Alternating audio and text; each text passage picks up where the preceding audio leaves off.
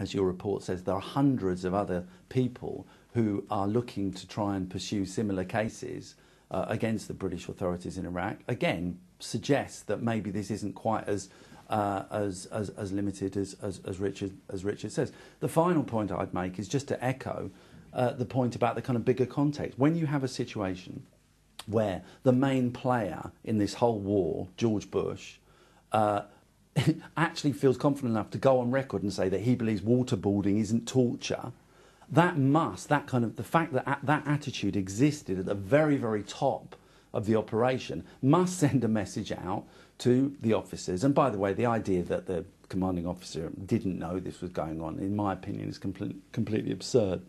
You have 19 soldiers actually involved in, even in terms of the official record now, involved in this. It's inconceivable that this wasn't known more widely. But when you have the kind of chief of the whole operation having that kind of attitude towards torture, inevitably that's going to have its impact. Before I come to you, Richard, somebody can turn around and say, well, actually, the very fact we're having these inquiries, the very fact people are being court-martialled, shows the strength of the system, not a weakness. Well, the court-martial found these people innocent.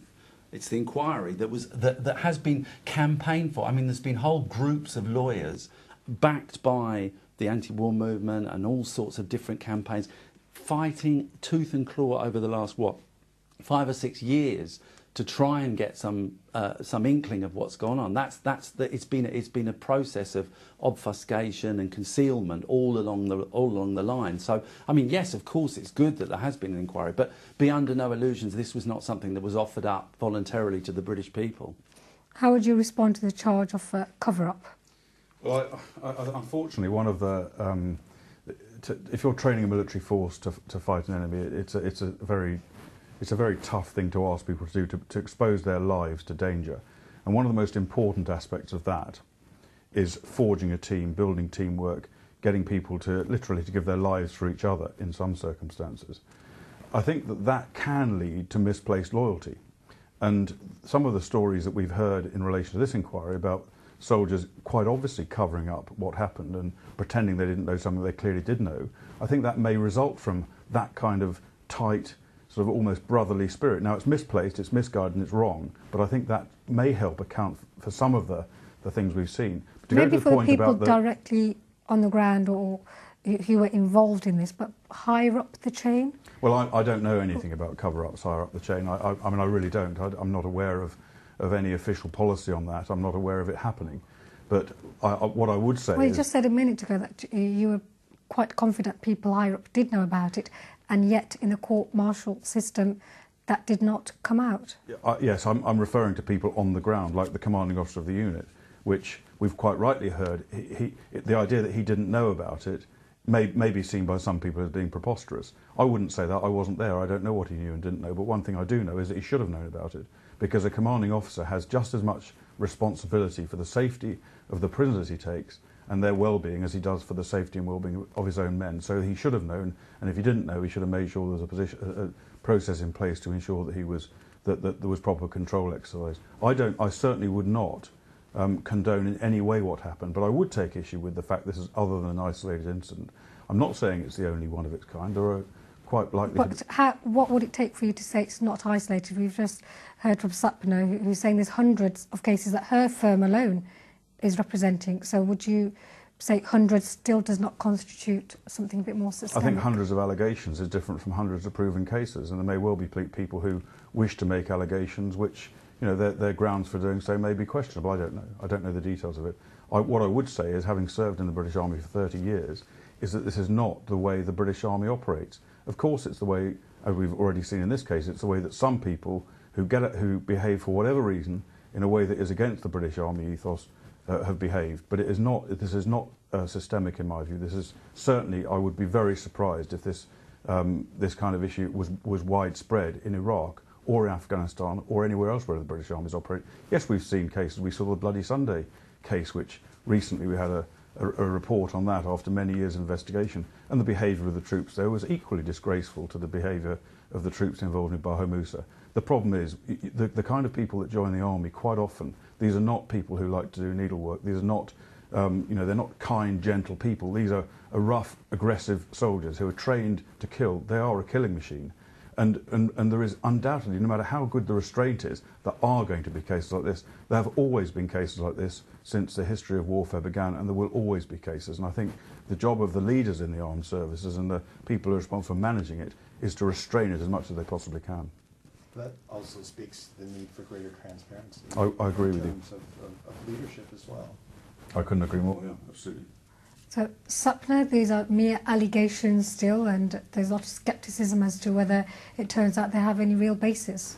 Sure. Well, you know, they're progressing through the courts, and I think one way or another, whether it's through case by case coming before the courts, or another public inquiry as is being called for by our clients together with public interest lawyers, that will address this issue of whether it really was systemic, because this is now obviously a big issue. It's a big talking point. It's obviously of massive concern to the military as well as to those in Iraq, whether this was beyond a particular regiment at a particular time.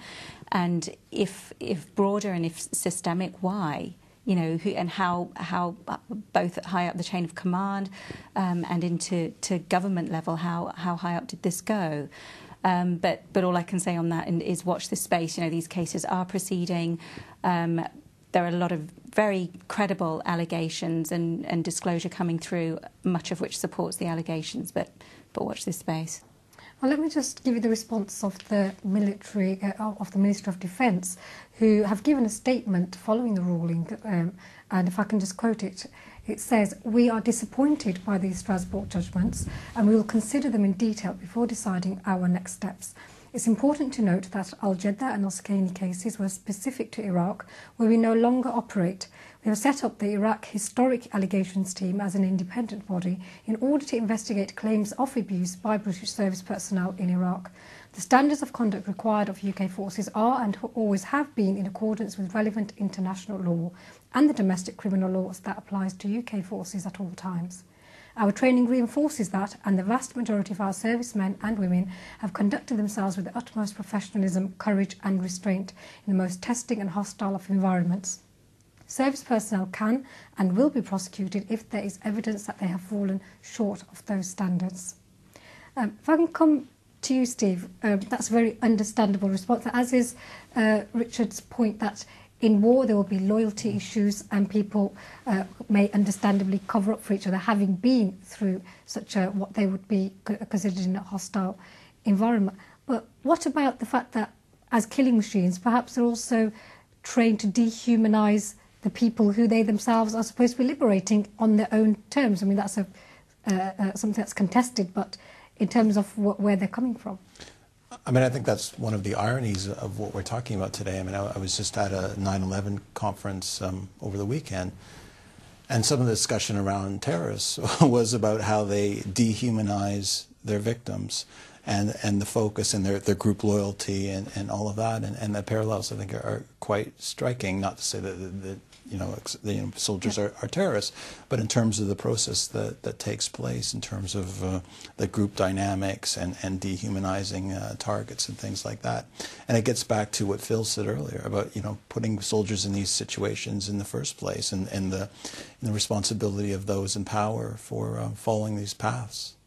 Well, you raise a responsibility of those in power. We just had Colin Powell, just in the last few days, 10 years on from 9/11, say, and a few years on after the Iraq War, admitting that their intelligence was flawed and actually saying that it's now a blot on his personal record. How does Stop the War Coalition respond to that? Is this a vindication or is this a reinforcement? Well, I think that is a vindication of the arguments that we and millions of ordinary people in Britain and elsewhere have been pursuing and felt at the time. But I mean, I think there's one interesting pattern here, which is that you talk about an Iraq historical investigation that's been set up apparently by the government, and I think this is what happens, that the level of brutality and the kind of atrocities that take place in these wars, they do come out, but they come out 20, 30, 50 years further on. I mean, the idea that the history of the British Army in general is one of, upholding human rights is just, again, is not sustainable. I mean, recently